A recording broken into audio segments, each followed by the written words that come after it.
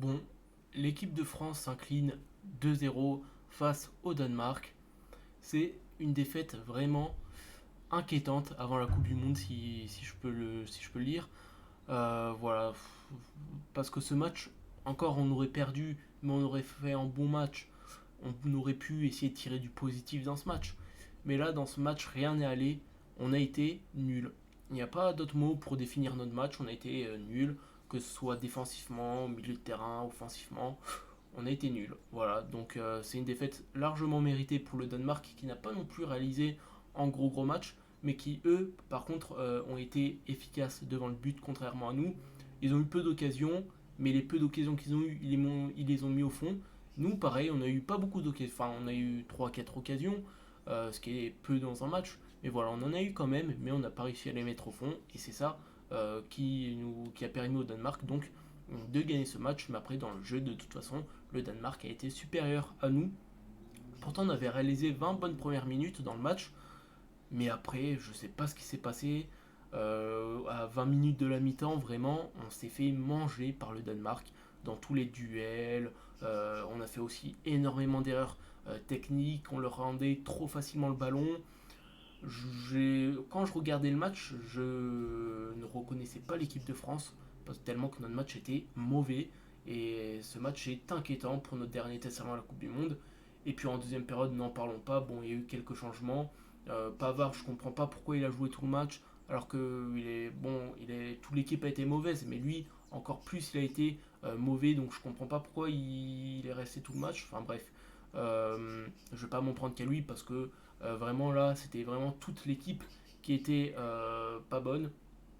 Défensivement, bon ça essayait, on perdait trop de ballons, surtout trop de duels on perdait. Bon après on a fait ce qu'on peut, milieu de terrain.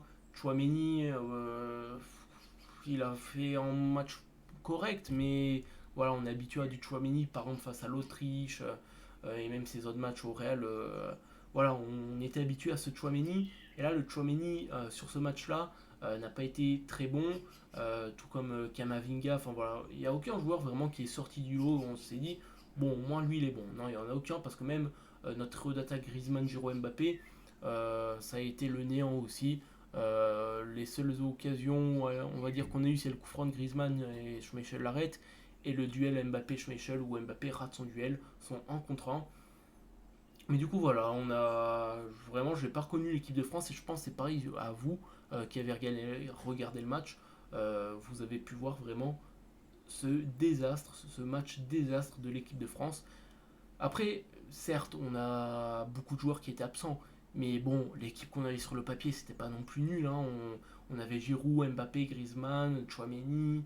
Enfin voilà, c'était une équipe qui pouvait rivaliser avec celle du Danemark. Du coup, on n'a pas le droit là de sortir l'excuse.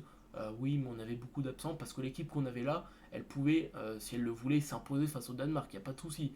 Donc voilà, faut arrêter maintenant de se cacher derrière des excuses comme ça. Et il faut tout simplement assumer que pour ce match, on a été très très mauvais.